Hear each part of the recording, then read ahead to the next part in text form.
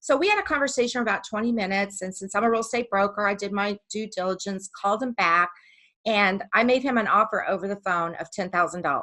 Holy Sight cow. unseen in the property. Welcome to the BiggerPockets Best Deal Ever show. I'm your lovable host, Ken Corsini, who with my wife, Anita, have flipped over 800 houses in Atlanta since 2005 and even have a show on HGTV.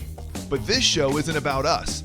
It's about all the amazing real estate investors out there that are crushing it. It's about their stories, their best deals, how they sourced them, how they funded them, and what we can learn from their experiences. This is the Best Deal Ever show. Hey, this is Ken Corsini with the Best Deal Ever show, and on today's episode, I am joined by Nancy Wallace-Lobbs. Nancy, how are you doing?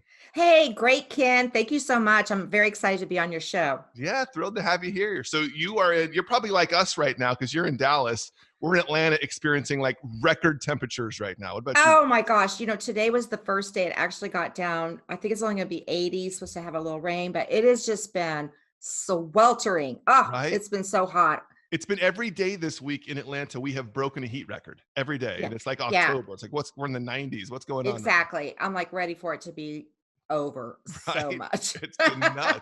Well, hopefully that hasn't affected real estate for you. Talk to us No, about- we're like Atlanta. Dallas is a hot market too. Very competitive.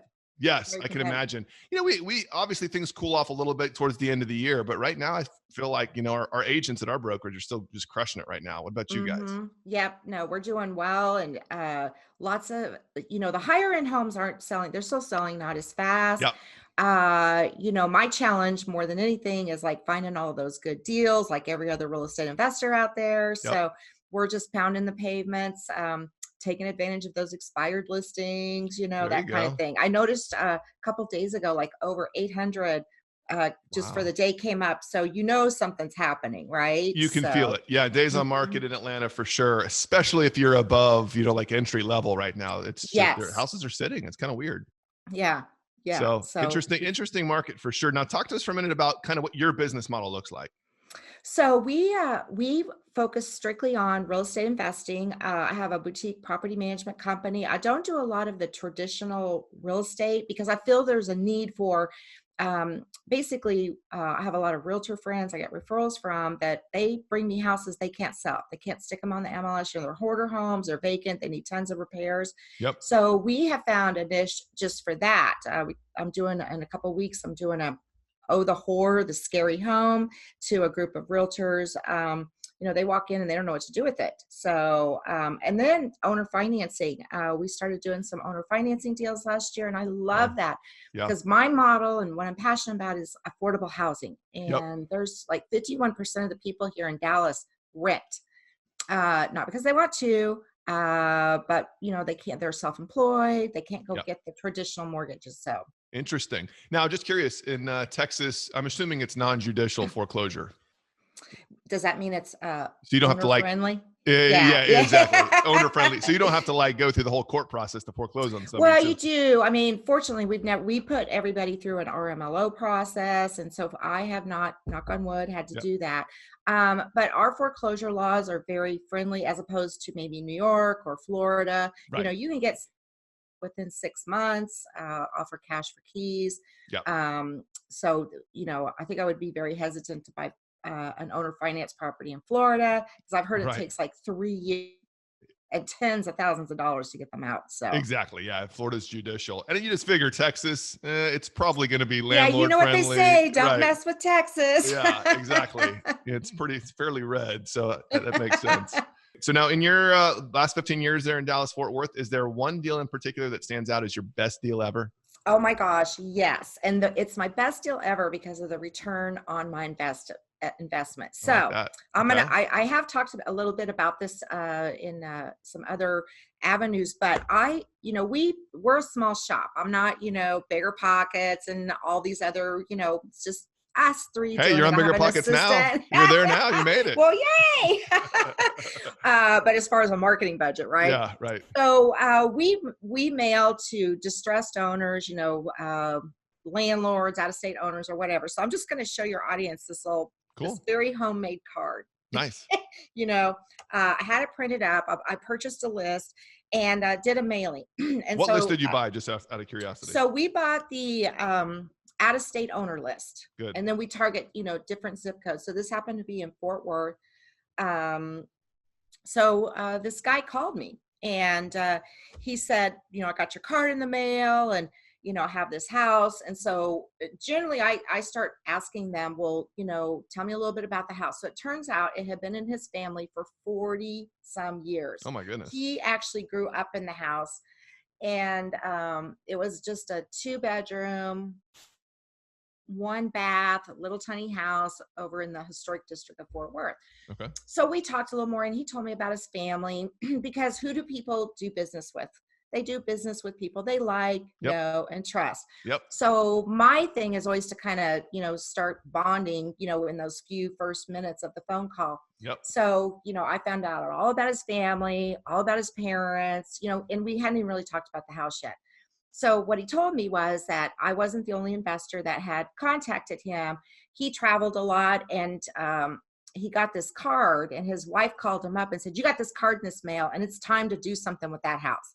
That's why he called. So it was just Nice. time. It Timing. wasn't the first one. Right.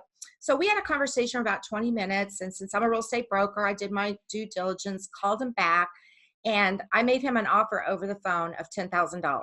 Holy Sight cow. unseen in the property. How right? long ago was this? A year and a half ago. Yeah, it was like Picking maybe up a house for- like that's a year amazing. and not this past March, but the March before. Okay. And he said, okay. So I sent him the contract, and electronically, Yeah. and he signed it, got it back. We opened title, and we found out that he had a few liens from the city in regards to, the grass hadn't been mowed. I mean, his Yeah. property taxes were all paid. So we closed, went to the property, and I also had found out during this process that the city of Fort Worth was getting ready to tear this house down. So I called the city and said, hey, I'm Wow. getting ready to buy this. And at the time I wasn't really sure what I was going to do with it. Was I going to flip it? I wasn't sure. Yeah. So we close on the property. I go over to the property. Now it's all boarded up. It's all boarded up. Yeah. So we tried to wholesale it, and I was like, I think we're just going to stick a sign in the yard. And we stuck a handwritten sign in Spanish and English on one side. And within 3 days, I had a buyer, and I did list it on the MLS. House for $50,000, owner finance. Come on. The best part is that my terms were 20% down, and I'll finance it for 15 years. So I got my $10,000 back. So home is free and clear. I'm owner financing $40,000 at 10% out of my Goodness gracious. IRA. Oh, so wait, so you bought the house with your IRA to begin with? Yeah. So when we looked at how much we had so I'm like, I've been a self-employed person forever. My husband has a 401k. So we opened up at Quest Trust Company here, a Roth IRA, and it had, because of our age and all that, we can only put so much money in. And it had $13,000 in it. Okay. So, I said, hey, I'm going to use this IRA. And I, called him and said, can I do this? So yeah, I bought the house with the IRA, super easy process. Yep. The money comes out. And so when the guy, so after we got the interested party, we send all of our owner finance people through an RMLO process just to make sure that they can make the payments, or we're not putting somebody into a loan that they can't afford.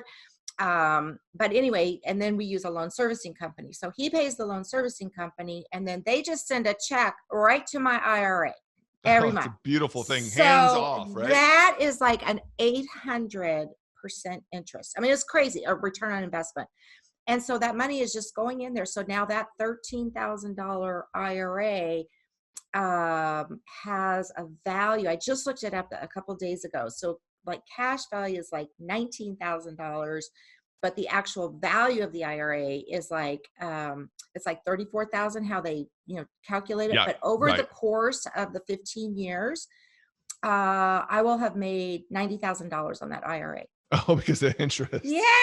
That's amazing. And I drove by the house about maybe 3 or 4 months ago, and they're fixing it up. It's so cute. They painted the outside. I have some great pictures of what the house looks like. But yeah, they are taking care of it. And, so we were able to give somebody a house that they were not going to be able to go to, a mortgage company. and they're making this very blighted property, great. And part of the consideration when we sold them, they had to stay within the guidelines of the historic. Like if you buy a house in a historic district, you can't just, do whatever you want to with it. You have to stay within their guidelines, and they're doing all of that. Yeah. Yeah. And Yeah, guess who's I mean, not paying the property taxes? You're not. I'm not paying it. I'm collecting a check every month in my IRA. I'm not paying taxes right now. It's a deferred taxes. Yep. And the other thing was I learned so much in this transaction. So first of all, you go to listen to podcasts, go to seminars, and you hear about people buying, using their IRA funds to buy real estate. Sure. And I thought, well, you know what? This is a good price point to try this at. And we didn't spend, the other thing is I didn't do a thing to the house, a thing. I took a broom and I cleaned it out. But actually, for as old as the house was, there were no leaks, although it was all boarded up, but it was dry. There was no rot from water and that kind of thing.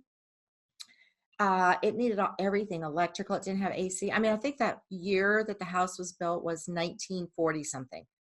I mean, but still, to find a $10,000 house in Dallas Fort Right? Worth a year ago just seems crazy to me. Yeah. So, yeah. I mean, they're actually out there, but you know what happened then? So when you do owner financing, you should always, I mean, I'm a realtor, so I can put it on the MLS, but you always put it on the MLS. So if you have to hire a realtor, you should do this, because guess what I did in that neighborhood? I just raised the comps in that neighborhood. That's true. You're right. Because there were for 50,000. Exactly, because there were other lots. So guess what? Then I start getting phone calls from wholesalers that have vacant lots over there for 25, 30,000. I'm like, yeah, no. Yeah. So, but they're out there. Yeah, that one was, and to buy it sight unseen. I mean, I figured for $10,000, that was unheard of even for me. Yeah.